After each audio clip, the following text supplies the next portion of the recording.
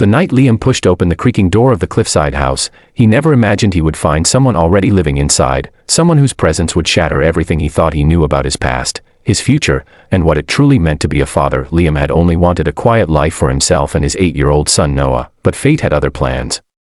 And the woman standing barefoot in his inherited home was only the beginning. Liam stood at the doorway, snow clinging to his coat, Noah trembling beside him. They had come to spend one night, just to see the home Liam's late uncle had mysteriously left him.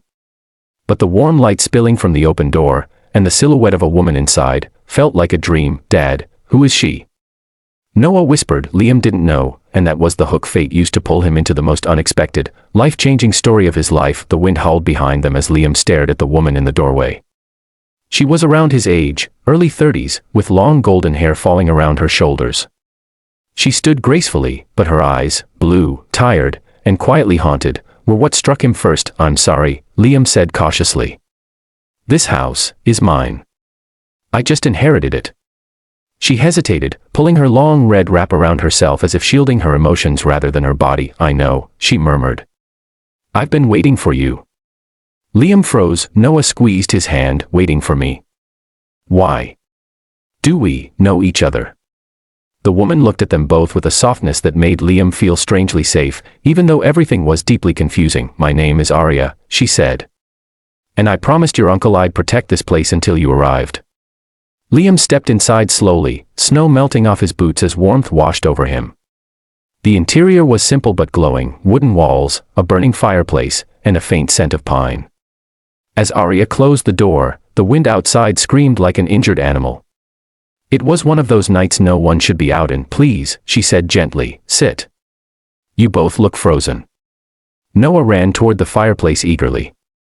Liam remained near the doorway, still studying her. "You lived here with my uncle?" he finally asked. Her expression flickered. "Not exactly. But I stayed here, because he asked me to." Liam felt confusion mixing with exhaustion. "Arya, why would he ask you to stay in an isolated cliffside house?" She turned away, her voice barely a whisper. "Because he knew you'd come one day. And because he knew you'd need help." Liam's heart tightened. His uncle had always been a mysterious man, constantly traveling, rarely speaking about his life. Why would he leave him a house and a stranger living inside it? Before Liam could ask more, Arya suddenly noticed Noah warming his hands by the fire and her entire demeanor softened. "You must be Noah," she said with a warm smile. "Your uncle always talked about you." Noah looked up curiously. "He did. But he never visited us." "He cared from a distance," Arya replied. "Some people are like that." Her words made Liam's chest ache. He knew that type well. He had been alone since his wife passed away. Every day he tried to be strong for Noah, but deep inside he battled guilt, grief, and a loneliness he refused to admit. Arya returned her gaze to Liam. "He believed you'd rebuild your life here." Liam shook his head. "I didn't come to rebuild anything. I came because I had no other choice. We lost our apartment. I lost my job. This house is all we have left." Arya's eyes softened with empathy. "You have more than you think." Liam looked at her sharply. "What does that mean?" But Arya didn't answer. Instead, she asked, "Have you eaten?" The shift in conversation irritated him, but Noah quickly nodded. "I'm hungry." Arya smiled gently. "I made dinner. Your uncle said you liked simple food." Again, that strange feeling stirred inside Liam, an uncanny sense that she somehow knew him, even though this was their first meeting. As they sat around the wooden table, eating warm stew while the storm raged outside, something about Arya's presence felt healing. Quiet. Familiar. But one moment grabbed Liam's attention. When Noah, half asleep, leaned against Arya, she instinctively held him like she had known him forever, like she cared, like she had been waiting for them. And late that night, when Noah finally fell asleep and the fire softened to glowing embers, Liam confronted her again. "Arya, tell me the truth. Who are you really? And why does it feel like you know us?" Her eyes glistened. "I knew your wife." The word struck him like cold water. Liam's breath caught. "My wife? She died 8 years ago." "Arya, what are you saying?" Arya stepped closer, tears forming. "I made her a promise before she passed."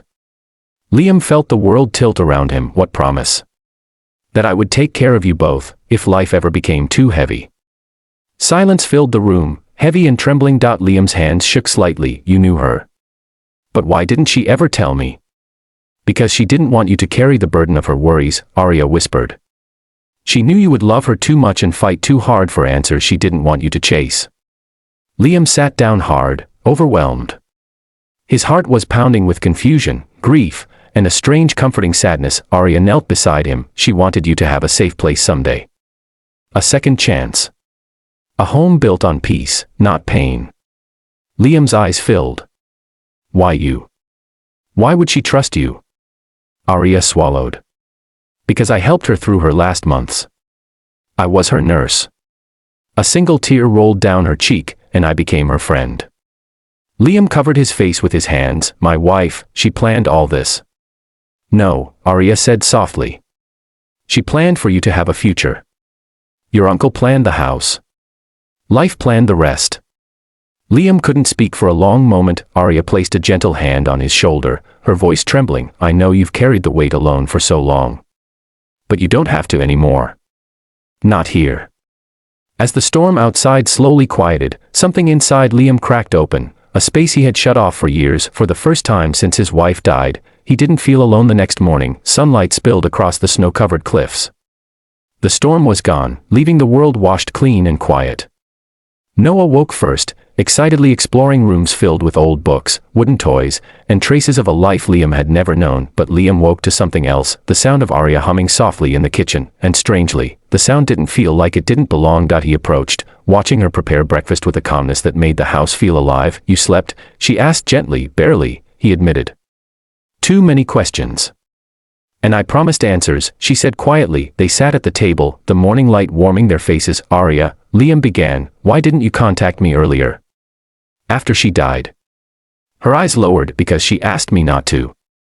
She wanted you to learn to stand without her first, to grow into the father she knew you could be. Liam's throat tightened. And now? Arya looked at him deeply. Now she hoped you'd learn you don't have to stand alone. The sincerity in her voice made his heart feel fragile. He exhaled slowly. Living here, with you, it feels like stepping into a life I never expected. Life doesn't ask permission, Arya whispered. It just leads. Noah ran back into the kitchen then, carrying a dusty wooden box he found in the attic. Dad. Look what I found. Liam opened it, and froze. Inside were letters. Dozens, all addressed to him, all written by his wife. Arya's breath caught. I was supposed to give these to you when you were ready. Liam opened the first one with trembling hands. My love, if you're reading this, it means life has carried you far enough to begin healing. His eyes blurred. Please let yourself be loved again. Even if it's not the way you expect. He swallowed hard, voice breaking. She knew everything. Arya nodded. She believed in your future more than you ever believed in yourself. Liam read through more letters as Noah leaned against him. With each one, pieces of his broken heart began quietly stitching themselves back together. His wife's last wish wasn't for him to cling to the past, but to embrace the future waiting in front of him, and part of that future was Arya. Days turned into weeks. Arya helped Liam repair the old house. She cooked with Noah, laughed with him, listened to his stories. She reminded him how to breathe, how to hope, how to feel something other than loss. Liam slowly realized something. This Cliffside home wasn't an inheritance. It was a second chance. One evening, as the sun dipped beyond the sea and painted the sky in gold and pink, Liam joined Arya on the porch. You changed our lives the moment we walked through that door, he said softly. Arya smiled gently. I didn't change your life. I just helped you see what was never lost. He looked at her, truly looked at her. For the first time in years, he whispered, I feel like I'm allowed to be happy. Tears glimmered in Arya's eyes. You are.